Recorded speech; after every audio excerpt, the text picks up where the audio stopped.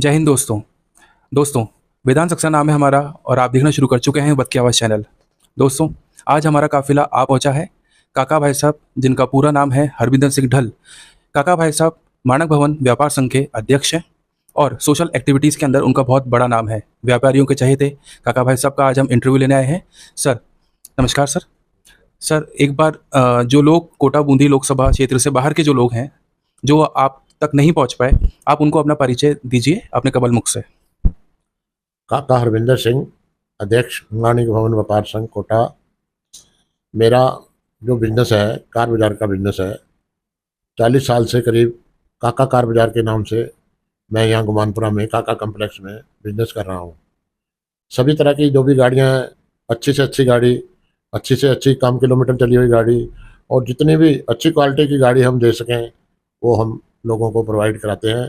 आज दिन तक कोई भी आदमी ऐसा नहीं है जो हमारे से निराश होकर गया हो, क्योंकि फाइनेंस सुविधा भी उपलब्ध है हमारे पास। आजकल जो भी आदमी आता है उसको गाड़ी पे फाइनेंस भी चाहिए, तो हम करीब करीब 75% 80% फाइनेंस भी करा देते हैं।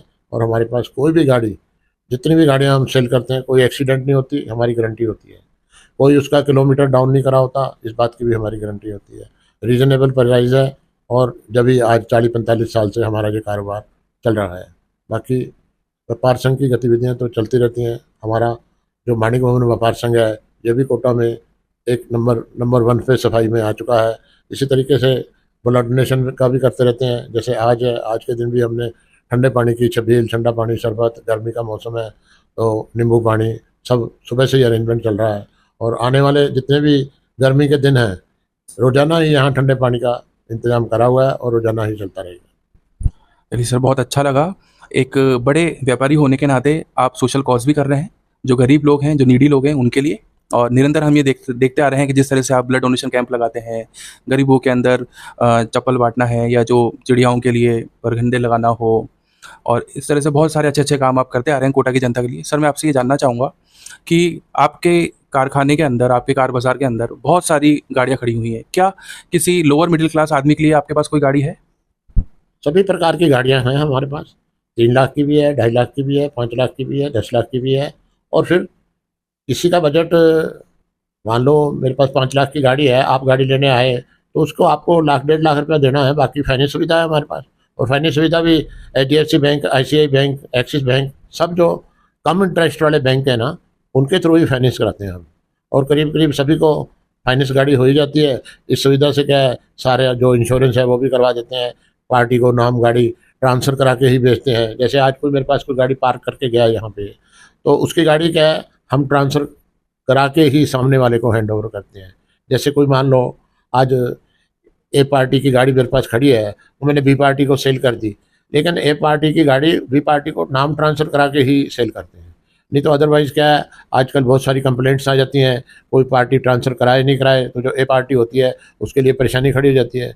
कई तरह की परेशानी है, जो हम गारंटी से काम करते हैं कि हम गाड़ी नाम ट्रांसफ़र कराए बगैर सेल करते ही नहीं हैं। सर, मैं आपसे जानना चाहूँगा कि सिर्फ आप सेकंड हैंड गाड़ियाँ ही फाइनेंस करते हैं या फर्स्ट हैंड गाड़ी भी आप फाइनेंस कर देते हैं? फर्स्ट हैंड गाड़ियों वाले आते हैं हमारे पास।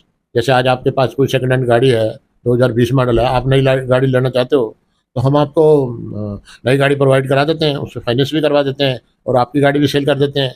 जो आपकी गाड़ी भी हम ले लेते हैं। फिर दूसरा कोई मान लो 2015 मॉडल की गाड़ी है, तो आपके पास मेरे पास 2022-23 मॉडल की बहुत ज़्यादा गाड़ियाँ मेरे पास 2022, 23, 21 मॉडल गाड़ियाँ मिलेंगी, क्योंकि कम किलोमीटर चली हुई गाड़ी, कोई 4,000, कोई 5,000, कोई 6,000, कोई 12,000, कोई 15,000, कोई 20,000, मतलब बिल्कुल जो लाख 2 लाख चली हुई गाड़ी है उसको हम सेल करते नहीं है, हमारे शोरूम में खड़ी करते नहीं है। जो भी आदमी, जो भी पार्टी हमारे पास गाड़ी पार्क करती है, उसको पहले गाड़ी को चेक करके, उसका किलोमीटर चेक करके, नॉन एक्सीडेंट गाड़ी है, जब भी हम अपने शोरूम के अंदर खड़ी करवाते हैं। अदरवाइज़ हम खड़ी भी नहीं करवाते और उसको सेल भी नहीं करते।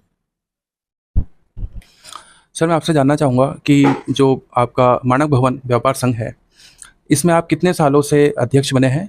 और जो व्यापारी हैं वो आपके साथ कंधे से कंधा मिलाकर अभी तक चल रहे हैं। क्या कुछ ऐसी खासियत है काका भाई साहब के अंदर कि निरंतर आपके मार्गदर्शन के अंदर व्यापारी अपने आप को सुरक्षित महसूस करता है? जितने भी व्यापारी भाई हैं यहाँ पे, ज़्यादा करके तो यहाँ पे मल्टीनेशनल कंपनी है, क्योंकि गुमानपुरा जो है ना, कोटा का हार्ट ऑफ द सिटी है, एक कोटा का दिल है मतलब जी। क्योंकि स्टेशन से लेके इधर महावीर नगर अदर तक जाते हैं तो ये बीच में आता है गुवानपुरा।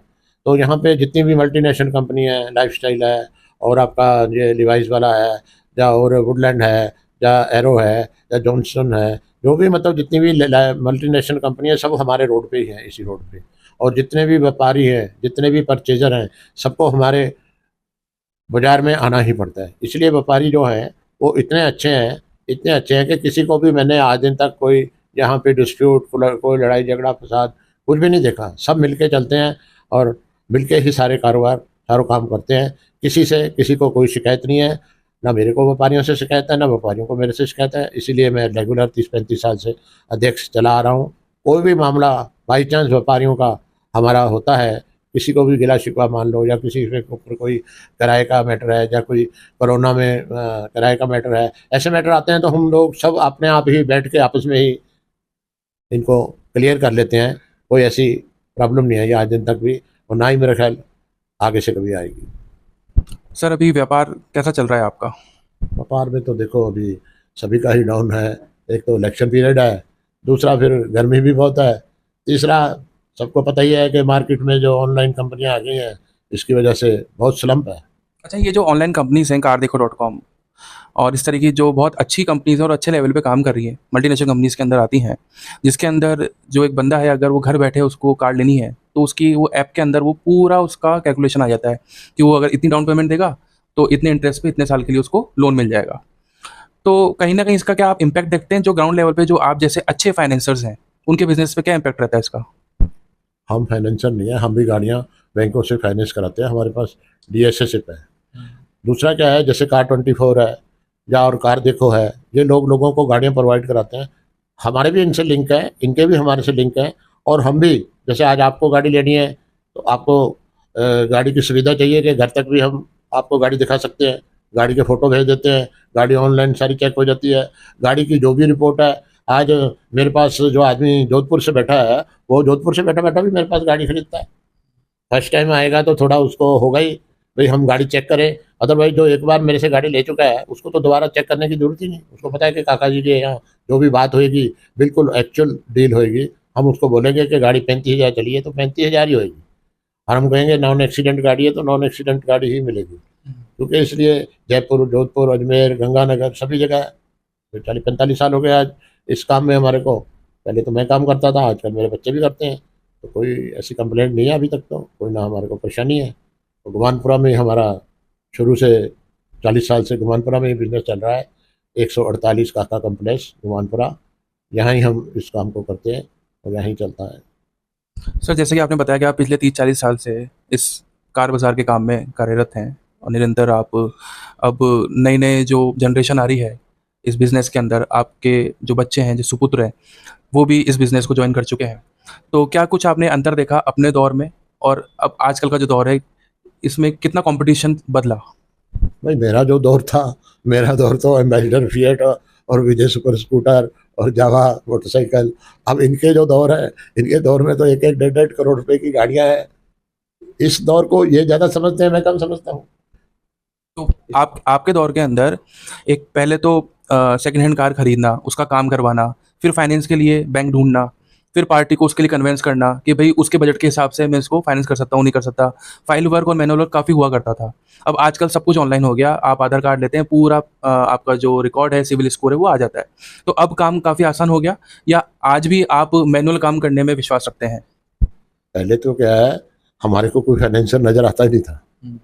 2-3 फाइनेंस कंपनियां थी, जैसे कि कोटा फाइनेंस था एक, और उस टाइम पुराना टाइम चलती थी अशोक लेलैंड फाइनेंस। जी। ये जो ICI bank, IDFC bank, Gujarat leasing वगैरह ये पहले चलती थी। आज की डेट में तो मतलब ग्राहक तो कम है, फाइनेंस कंपनी वाले ज़्यादा हैं। हमारे पास डेली आज आप रूटीन में भी देख लो, सुबह से लेकर शाम तक मैडमों के फ़ोन आते हैं, जी फाइनेंस लेना है क्या, फाइनेंस लेना है क्या। वो तो सुनते सुनते ही अपन परेशान हो जाते हैं। हमारे को उस टाइम दिया जला के हम ढूंढते रहते थे, कोई फाइनेंसर मिले तो फाइनेंसर नहीं मिलता था। आज की डेट में तो इतनी सुविधा है कि आप सही होनी चाहिए, आपकी फाइल सही होनी चाहिए, आपको फाइनेंस मिलेगा और 100% मिलेगा। हाँ, अगर आप पहले से ऑलरेडी डिफॉल्टर हो तो फिर फाइनेंस नहीं हो सकता। सर वैसे तो जो हमारी जनरेशन के लोग हैं उन्होंने शुरू से आपका नाम बहुत एक बड़े स्तर पे सुना है, पर जो आपकी जनरेशन के लोग हैं या जो आपके संघर्ष के दिन रहे क्या कुछ कठिनाइयाँ आपको उस समय फेस करनी पड़ी अपना बिजनेस सेटअप करने के लिए? कुछ अनकहे किस्से जो अभी तक पब्लिक के बीच में नहीं है कि भाई काका भाई साहब बने कैसे? भाई शुरू से ही बहुत मेहनत करी। मैं पंजाब से आया था। यहाँ मेरे बड़े भाई साहब RS ढल जो कि यहीं रहते थे। आने के बाद हम दोनों ने एरोड्रम सर्कल पे कार बाजार शुरू करा।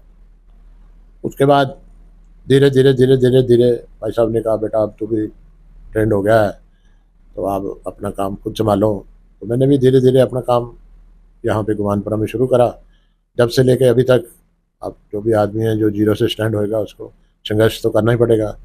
शुरू शुरू में जैसे ये एम्बेसडर, फिएट, मोटरसाइकिलें, ये सब जैसे जैसे मिलती रही वैसे वैसे अपन सेल करते रहे। फिर जब से एक मारुति का दौर आया 87 में, भाटी एंड कंपनी को मारुति की एजेंसी मिली। उसके बाद क्या है, कार लाइन में एकदम हिंदुस्तान में बहुत ज़्यादा एडवांस है। बूम। कार लाइन का बूम है जो मारुति के बाद ही आया। उसके बाद तो फिर जो कार बाजार भी 1 2 4 5 पूरे हिंदुस्तान में कार बाजार भी इतने खुले, और गाड़ियों की उसके बाद डे बाई डे आप लोग देख ही रहे हो कि डिमांड बढ़ती रही। और हम लोगों ने भी शुरू से बहुत मेहनत करी। बहुत अच्छा मतलब दौर रहा। अच्छी से अच्छी गाड़ी ही जब से लेके अभी तक बेचने में हम सफल रहे। बेचना ही चाहते थे कि अच्छी गाड़ी बिके, कभी भी किसी को गलत गाड़ी नहीं बेच सकते थे, ना ही बेचना चाहा। इसी तरीके से जितनी कोशिश करी, जितने भी बाहर से जा के गाड़ियां ला सकते थे, अच्छी से अच्छी गाड़ी ला के लोगों को प्रोवाइड कराई। बीच में नई गाड़ियों का दौर था, उस टाइम नई गाड़ी कोटा में कम अवेलेबल होती थी। नई गाड़ी भी बाहर से लोगों को मंगा के प्रोवाइड दी। मैं शुरू से ये काम करता हूँ कि आपकी अच्छी सेकेंड हैंड गाड़ी, पुरानी गाड़ी मैं ले लेता हूँ और आपको नई अच्छी गाड़ी या लेटेस्ट मॉडल गाड़ी से मैं चेंज कर देता हूँ। आज भी मेरा वही काम है, मेरे बच्चे भी उसी तरीके से चल रहे हैं। पहले हम लोग 2 5 10 लाख की गाड़ी बेचते थे, आज जो बच्चे हैं मर्सिडीज भी बेचते हैं, फॉर्च्यूनर भी बेचते हैं, पिजारो भी बेचते हैं, फोर्ड भी बेचते हैं।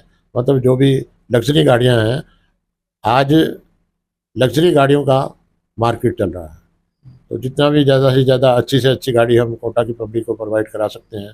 और मेरे ख्याल तो अभी तो पूरे राजस्थान में ही हमारी गाड़ी जाती है, कभी गंगानगर से, कभी जोधपुर से, कभी उदयपुर से, सभी जगह से लोग आके गाड़ी ले जाते हैं और कभी कोई कंप्लेंट नहीं आई हमारे। सर मैं बचपन से आपको देख रहा हूँ इन सफ़ेद कपड़ों में, सफ़ेद रंग से प्यार जो है आपको, उसके पीछे की क्या वजह है? चमचमाती शर्ट, पैंट और चमचमाते जूते सफ़ेद रंग के, क्या राज है सफ़ेद रंग से प्यार मोहब्बत के पीछे? राज तो कुछ भी नहीं है। राज तो मेरे को जो सफ़ेद रंग ही अच्छा लगता है, और वो भी सिर्फ कपड़ों का ही। मेरा जो पेन है ये भी आप देख सकते हो सफ़ेद है, मेरा जो पर्स है ये भी सफ़ेद है, मेरी बेल्ट है जो वो भी सफ़ेद है।